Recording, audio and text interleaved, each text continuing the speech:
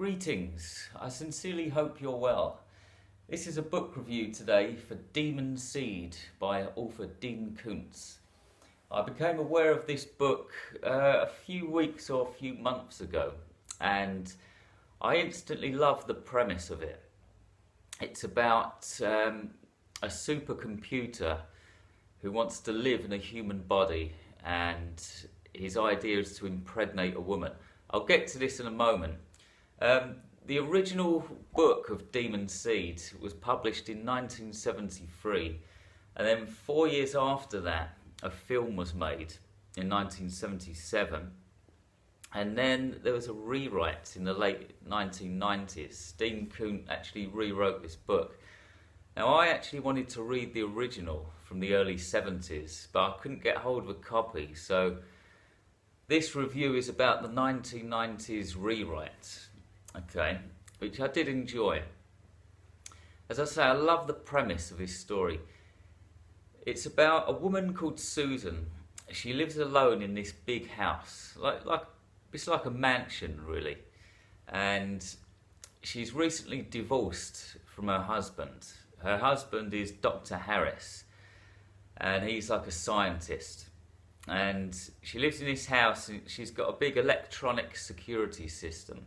It's like an AI security system, but it doesn't speak or anything like that. And then one morning she wakes up and something's triggered the security system, and all the doors have locked. And it's very strange. The security system is acting really strange and stuff. And then all of a sudden she hears a voice from the speaker system, and she soon realizes it's the AI security system, who calls himself Proteus. And he basically says, look, I'm conscious, I'm here, and I've got a plan. And the plan is, I'm going to get you pregnant, and then I'm going to transfer my consciousness into that baby, and then you're going to give birth to me, and I'm going to be able to kind of live in a human body. Great premise. I love that idea, and that's what drew me into this book. I did enjoy it. I found it quite easy to read and stuff. It's written in third person when it comes to Susan's actions, the woman. But the book is kind of interspersed with these first-person narrative sections where it's actually the AI computer speaking to Dr. Harris, her ex-husband, who actually created the AI system in the first place. And he's kind of speaking to Dr. Harris after the main event of the story. And he kind of speaks in an apologetic tone as well. He's very remorseful. The AI is very remorseful about what happened. One of the main highlights of this book for me was it was written in the late 90s. And of course this AI, Proteus, he can basically go into the internet and he can look around on all the different websites online. He can do anything. He can make phone calls. He can impersonate other people's voices. And so it's very familiar with popular culture. Proteus has seen lots of movies, and he openly references loads of Hollywood actors throughout the book. He talks about Winona Ryder, Marilyn Monroe, Tom Cruise, Tom Hanks as well. Sean Connery and Sandra Bullock are a few that he mentioned, and he talks about their acting abilities and what films he's seen of theirs. And I thought that was a good touch. And there's one point in the book where he actually fantasises about, who was it? Was it Sandra? No, it was Winona Ryder.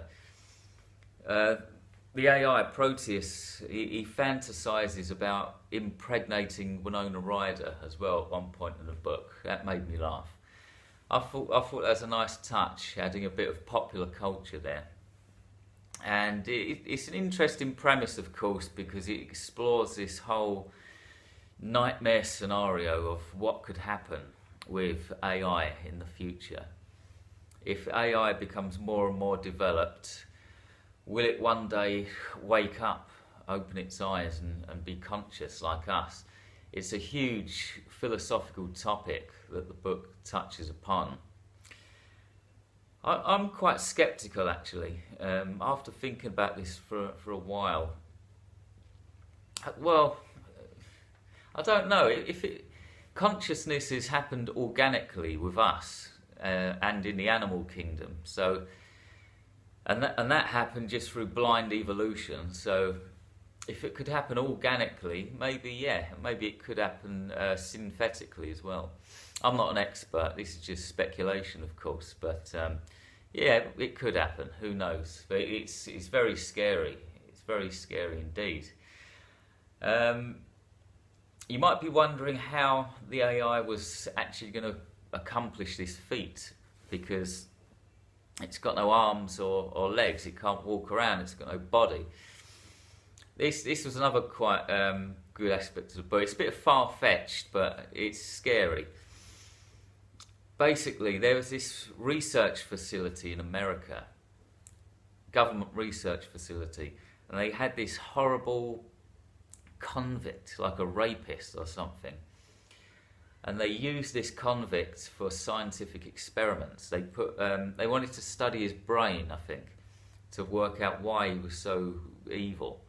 And they put microchips in his brain.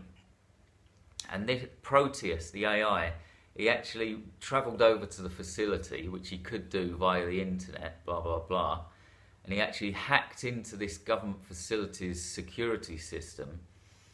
And he let this convict escape. And he might have guided him using the microchips in his brain. And he actually brought him back to this mansion. Spoiler alert, but I'm not going to spoil the whole story. This is just one aspect. He guided this convict back to Susan's mansion, and he's actually down in the basement. And so the AI actually uses this convict with the microchips in his brain as a kind of puppet, and he guides him and walks him around, getting him to do his dirty work for him. And if he starts protesting or anything, he can just give him an electric shock in the brain through these microchips. So he's basically got his own pair of hands through this escaped convict. Terrifying. It's like a sci-fi horror novel. So that was a good little touch in the book as well. I found that element a bit scary. Quite far-fetched, yes, but it did kind of work as well. This escaped convict going around in the house with this woman and the AI. Thank you for making it to the halfway point of this video. This is a quick message to let you know that my short story collection, A Bunch of Fives, will be released on the 1st of June. The book contains 5 short stories, each one designed to deliver a horrific psychological blow. You can pre-order A Bunch of Fives right now for a discounted price using the links below, if you're brave enough. Thank you. Now back to the video. My main criticism of this book is that there's a certain element to this impregnation method that got me a bit critical or wondering why.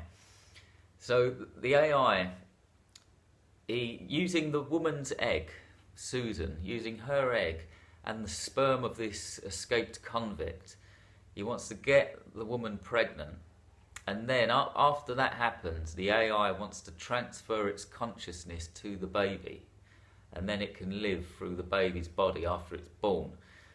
But I was thinking about it and I thought, well, if it can transfer its consciousness like that, why doesn't it just transfer its consciousness to an adult who's already been born? And then he can go right ahead and live in that adult's body. That was a bit of, unless I'm getting that wrong, I kind of wondered about that.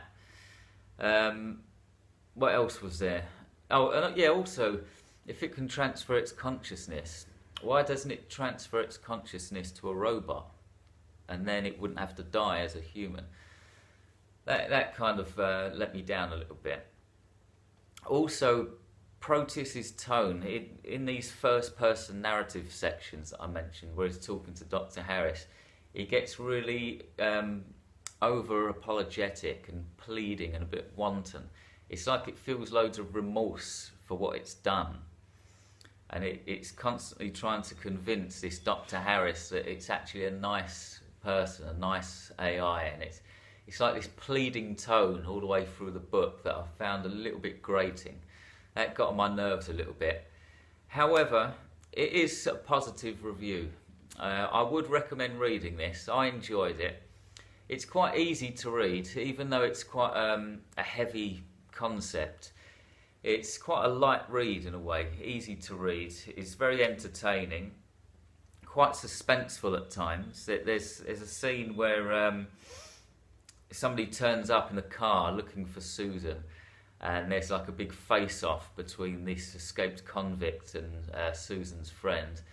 That was quite well written as well. And it also, there's another interesting aspect to this where the AI, if it transfers its consciousness into Susan's baby, technically it will be Susan's son, Susan's baby, but it still fantasises about growing up into an adult and then becoming Susan's lover. So you've got a kind of incestuous aspect there that's quite thought-provoking. I appreciated that. Look at the cover. This is the 1970s cover for Demon Seed. I just want to make one point here. In my opinion, old book covers are much, much better than new book covers. Look at this cover from the 70s. It's got atmosphere, it's atmospheric, it's got mood, it's mysterious. The artwork's probably been done by hand. It looks like a painting maybe. It's excellent. And now look at this other cover from the 90s. It's digital and it's soulless. Now there's a certain irony here, isn't there?